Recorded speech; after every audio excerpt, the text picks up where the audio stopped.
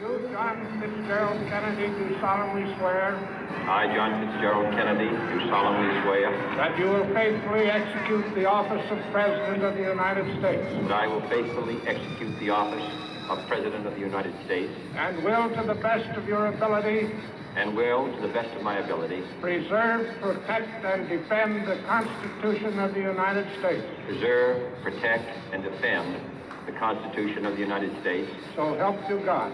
So help me God.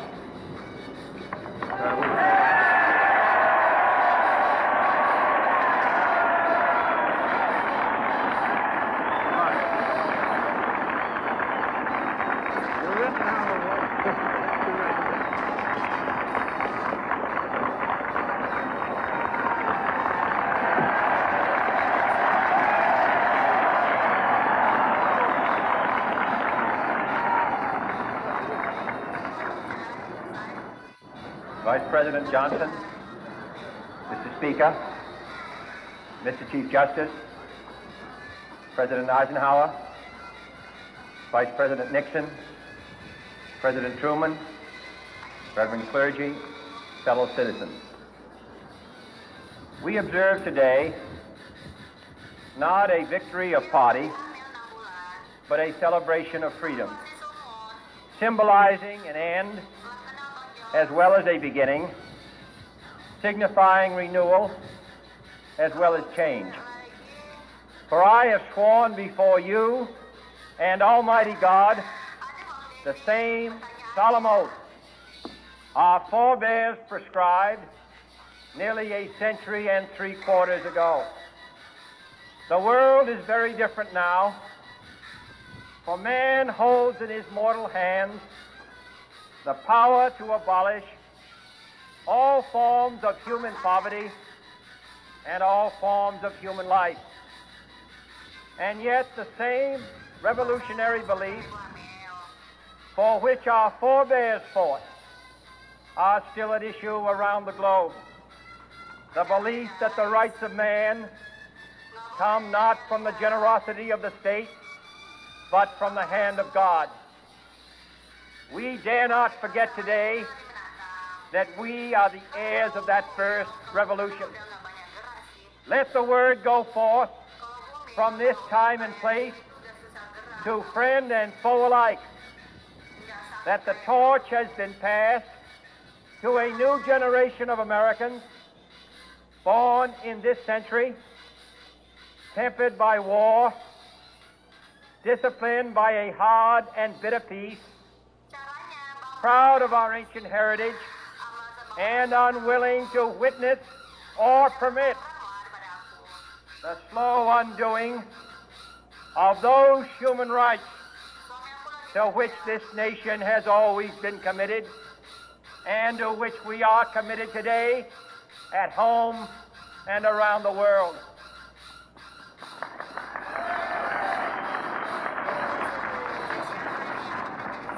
Let every nation know, whether it wishes us well or ill, that we shall pay any price, bear any burden, meet any hardship, support any friend, oppose any foe to assure the survival and the success of liberty.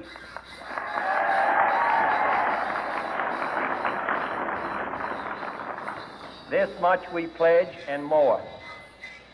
To those old allies whose cultural and spiritual origins we share, we pledge the loyalty of faithful friends. United, there is little we cannot do in a host of cooperative ventures. Divided, there is little we can do, for we dare not meet a powerful challenge at odds and split asunder. To those new states whom we welcome to the ranks of the free, we pledge our word that one form of colonial control shall not have passed away merely to be replaced by a far more iron tyranny. We shall not always expect to find them supporting our view, but we shall always hope to find them strongly supporting their own freedom, and to remember that in the past, those who foolishly sought power by riding the back of the tiger ended up inside.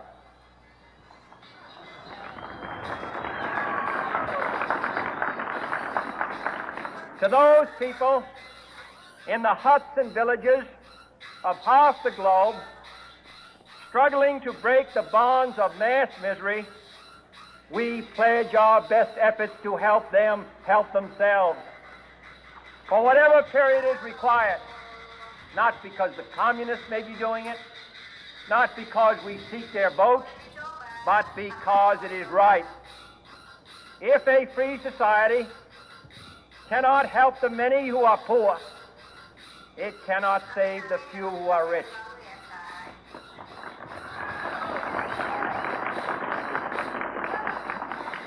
To our sister republics south of our border, we offer a special pledge to convert our good words into good deeds, in a new alliance for progress, to assist free men and free governments in casting off the chains of poverty.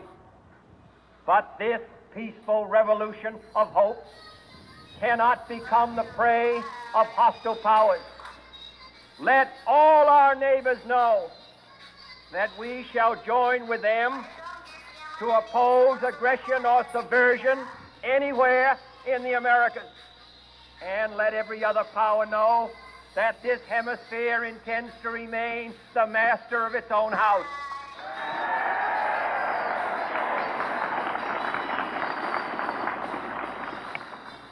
To that World Assembly of Sovereign States, the United Nations, our last best hope, in an age where the instruments of war have far outpaced the instruments of peace, we renew our pledge of support to prevent it from becoming merely a forum for invective, to strengthen its shield of the new and the weak, and to enlarge the area in which its writ may run. Finally, to those nations who would make themselves our adversary, we offer not a pledge, but a request that both sides begin anew the quest for peace. Before the dark powers of destruction, unleashed by science, engulf all humanity in planned or accidental self-destruction, we dare not tempt them with weakness, for only when our arms are sufficient beyond doubt can we be certain beyond doubt that they will never be employed.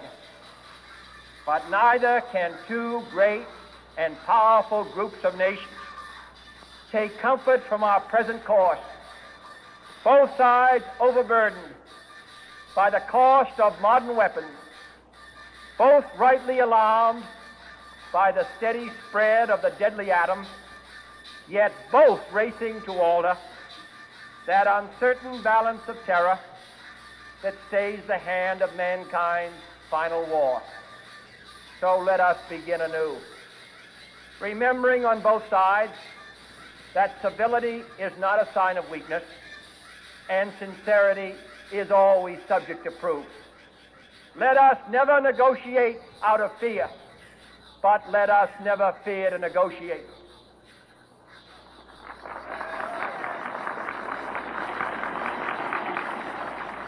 Let both sides explore what problems unite us, instead of belaboring those problems which divide us.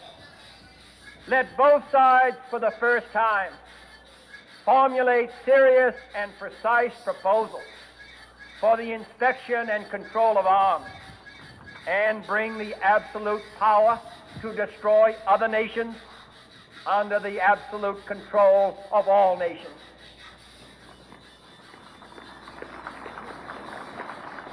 Let both sides seek to invoke the wonders of science instead of its terrors. Together, let us explore the stars, conquer the deserts, eradicate disease, tap the ocean depths, and encourage the arts and commerce. Let both sides unite to heed in all corners of the earth the command of Isaiah to undo the heavy burden and let the oppressed go free. And if a beachhead of cooperation may push back the jungle of suspicion, let both sides join in creating a new endeavor, not a new balance of power, but a new world of law, where the strong are just and the weak secure and the peace preserved. All this will not be finished in the first 100 days, nor will it be finished in the first 1,000 days, nor in the life of this administration, nor even perhaps in our lifetime on this planet. But let us begin.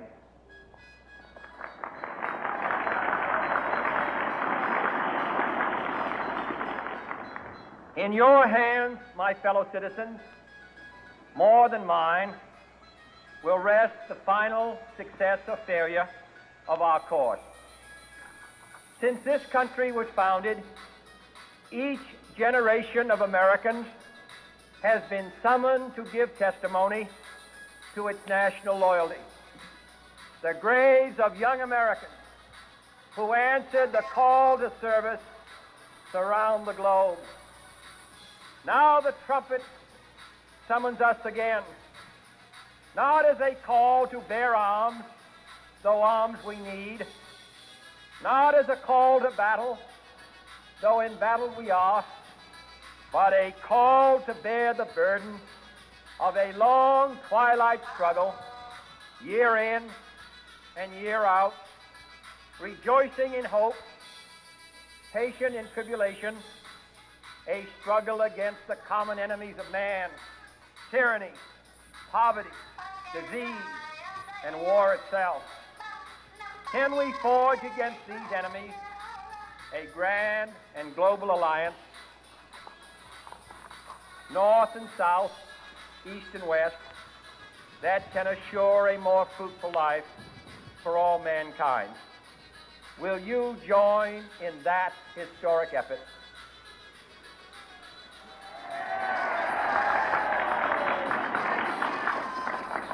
In the long history of the world, only a few generations have been granted the role of defending freedom in its hour of maximum danger. I do not shrink from this responsibility. I welcome it.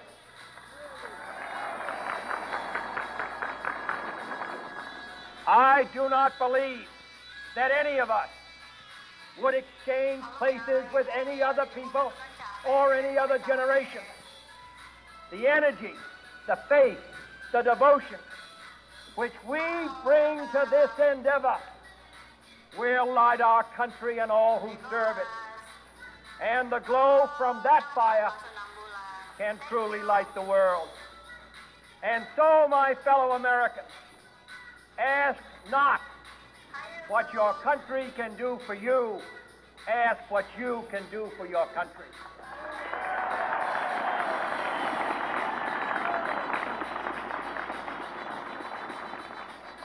My fellow citizens of the world, ask not what America will do for you, but what together we can do for the freedom of man.